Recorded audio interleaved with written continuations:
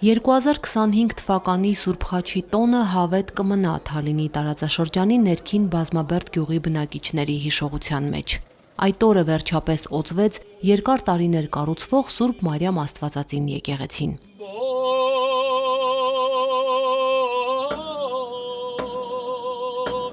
Օծման հանդիսավոր արարողությունը դռնբացեքով սկսվեց։ Արագածոտնի թեմի առաջնորդ Մկրտիչ եպիսկոպոս Պրոշյանի հանդիսապետությամբ Աստվածածին եկեղեցու Սուրբ Սեղանը, խորանի սրբապատկերը, մկրտության ավազանը, սյուներն ու գմբեթի խաչերն օծվեցին Մկրտիչ եպիսկոպոս Պրոշյանի ու Կոստանդնուպոլսի հայոց պատրիարքությունից ժամանած Արամ arczepiskopos Աթեշյանի ձեռամբ։ Եկեղեցու կառուցման աշխատանքները սկսվել են դեռևս 1991 թվականին այս գյուղի բնակիչ Հենզել Եղիազարյանի ջանքերով։ Հնաբնակները հիշում են, ինչպես էին մեծից փոքր լծվել գործին։ Սկզբին ֆունդամենտ որ փորում ամբողջ գյուղն էր հավաքվել, ովքեր կարողանային ձեռքերով, ով տեխնիկաներ օգտագործում, բայց հիմնականում ֆունդամենտի մասը լրիվ ձեռքով էին կատարում այդ ժողովուրդ։ Ինչ նվիրվածությամբ էր ժողովուրդը աշխատում, երևի ասել հնարավոր չի, բառերով ասել չէ։ Եվ մարդը շատ մեծ ներդրում ունեցավ։ Ու դրանից հետո 93 թվականին, երբ որ Արցախյան պատերազմը ավելի սկսեց բորբոքվել, ուժեղացավ, իհարկե ինքը որպես Վաշտի հրամանատար գնաց պատերազմ, որպես Թալնի Վաշտի հրամանատար, իսկ մնացած գործները կամաց կանանց ֆինանսական իհարկե մի քիչ խեղճացավ ֆինանսականից, որտեղ ամբողջ գումարը ներդրում էր արդեն Ղարաբաղում։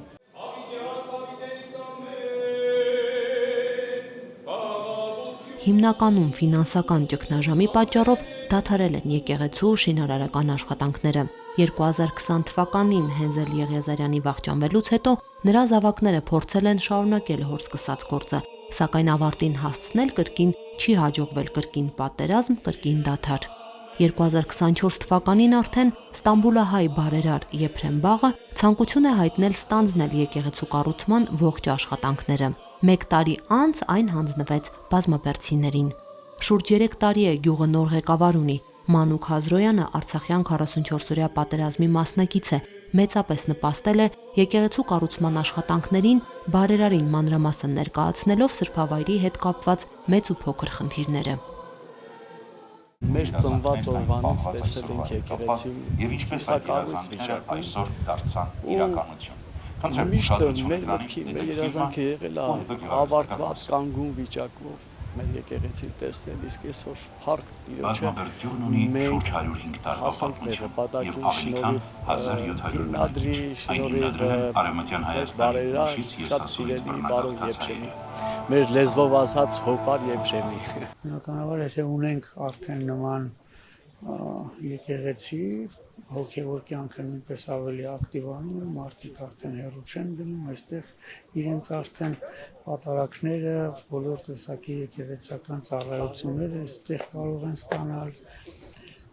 կարող է նաև դառնալ շատ հետաքրքիր զբոսաշրջային գրավչության վայր, որտեղ բավականին շատ գեղեցիկ ճարտարապետությամբ։ Սա ամենամեծ պարտքն էր մեր գյուղի, մեր ժողովրդի, հայ ժողովրդի հանդեպ, որ ամեն մի գյուղ ունենա իր եկեղեցին, իր սրբավայր, իր հոգևոր արժեքներ պաշտպանելու համար, եւ որպեսզի մենք կարողանանք ազգը պաշտպանել, չէ որ եկեղեցին է, մինչև այսօր ազգը պաշտպանել։ Եթե մենք այսօր գոյություն ունենք, դա ի պատիվ եկեղեցու։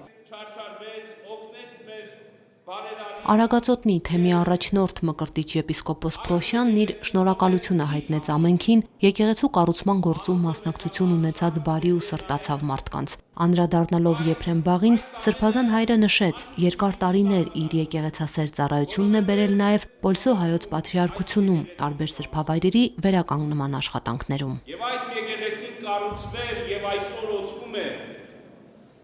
հայ եկեղեցու տաղավար տոներից Սուրբ Խաչի տոնի օրը, եւ սա պատահական չէ, որովհետեւ մարդը եթե հավատքով գործում է, իր սրտի ներսում պիտի Քրիստոսի խաչ ունենա, որովհետեւ Քրիստոսի խաչը հաղթանակի նշան է, Քրիստոսի խաչը դժվարությունների մեջ պայքարով անցնելու նշան է, Քրիստոսի խաչը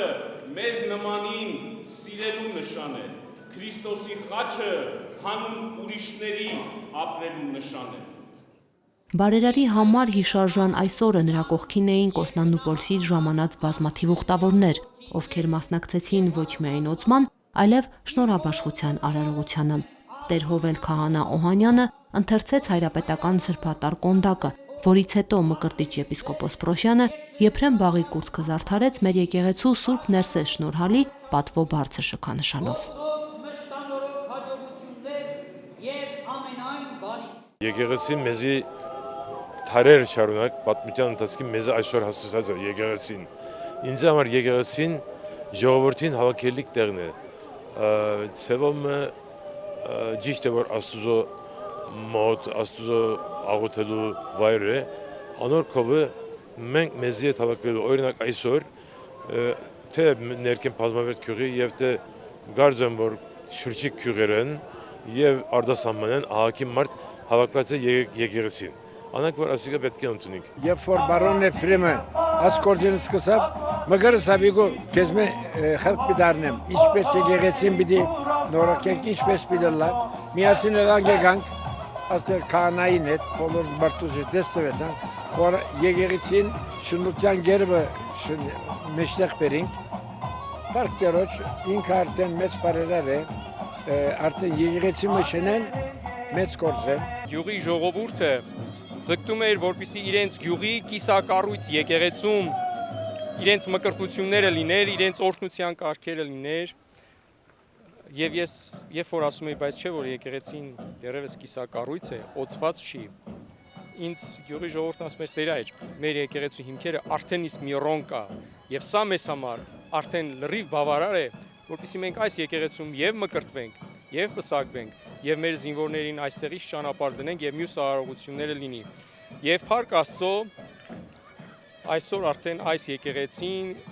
իր ամբողջական փառահեղ տեսքով ներկայանում է այս ժողովրդին իբրև հոգևոր մի հզոր կենտրոն։